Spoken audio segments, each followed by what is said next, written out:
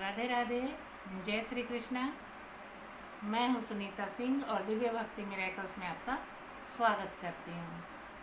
तो जैसा कि आज तीज है तो ये निर्जला व्रत है।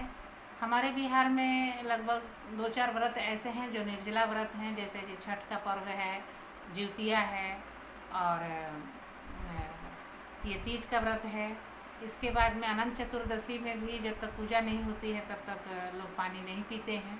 तो इस तरह से है कि किसी किसी राज्य में कहीं कहीं जगह पे ऐसा एक करवा चौथ का पर्व है जिसमें कि वो चांद देखकर जो बहनें हैं, माताएं हैं, वो पानी पी लेती हैं। और कहीं कहीं तो व्रत ऐसे हैं जहाँ पे लोग व्रत करने के दिन बहुत अच्छा अच्छा खाना बनाकर खाते हैं। उस दिन सेंधा नमक का प्रयोग करते हैं। तो बहुत सारे ऐसे राज्य हैं जहाँ पे व्रत के दिन बहुत अच्छा अच्छा खाना बनाकर लोग खाते हैं। तो यहाँ सवाल ये है कि निर्जला जो व्रत है वो व्रत में जब पानी पी लिया तो क्या हमें पाप लगेगा? क्योंकि कथा के अनुसार, जो कथा हम सुनते हैं माँ पार्वती का, उसमें उस कथाओं में है कि जिसने इतना पानी पिया उस लिए जोक बनेगा, अजगर बनेगा, सांप बनेगा। इस तरह से बहुत सारा बात है उसमें कि पानी पी लेने से क्या क्या होता है। तो अब सवाल ये हो गया कि अगर जिसने पी लिया तो क्या उसको पाप लग गया, या पीना चाहिए या नहीं पीना चाहिए।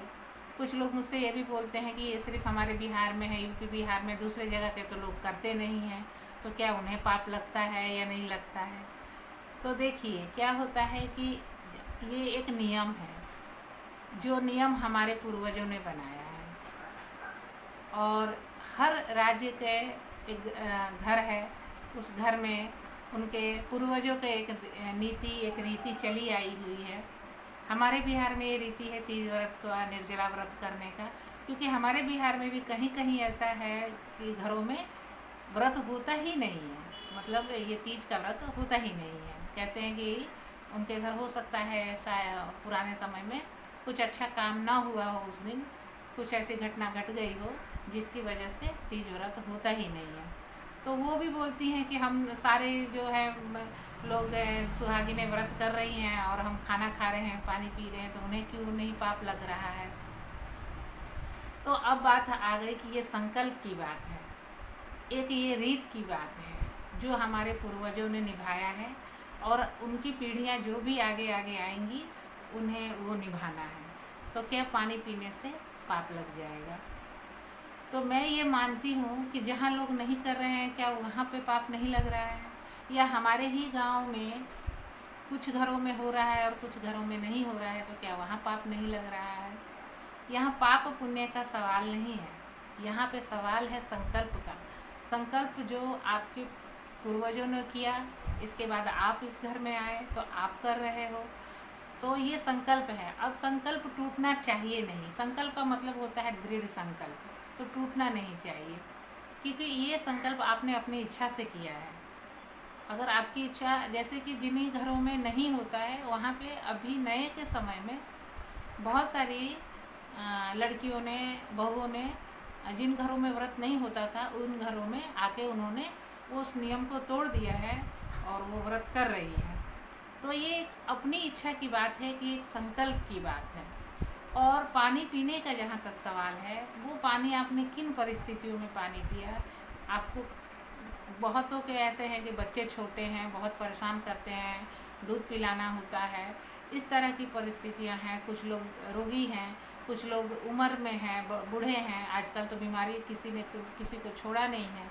तो इस तरह की जो समस्याएं हैं, उस समस्या और परिस्थिति को देखते हुए अगर पानी पी लिया है किसी ने, तो इसमें पाप पुण्य का कोई सवाल नहीं है। मैं ये मानती हूँ कि जिसने व्रत किया ही नहीं है उससे लाख दर्जा तो ये है कि किसी ने व्रत किया है, अब रह गया व्रत, अगर संकल्प टूट गया है कि दूसरे दिन पानी पीना है, तो कोशिश तो यही करनी है कि संकल्प किसी तरह बच जाए। लेकिन अगर नहीं बच पा रहा है तो इसमें इतना मन को दुखी होने की आवश्यकता नहीं है कि हमने पानी पी लिया है। परिस्थितियाँ निर्भर करती हैं कि आपने किस माहौल में, किस परिस्थिति में पानी पिया है। तो सब ईश्वर देख रहे हैं। अगर परिस्थितियाँ ऐसी बनी कि आपको पानी पीना पड़ा तो उसमें कोई बात नहीं है, और बाकी डरने की कोई ज़रूरत नहीं है।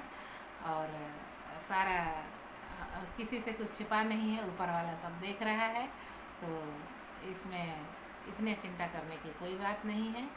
आप निश्चिंत रहिए, लेकिन बार बार ऐसा ना दोहराइए। जो संकल्प है उस संकल्प को पूरा कीजिए। चलिए, राधे राधे, जय श्री कृष्ण।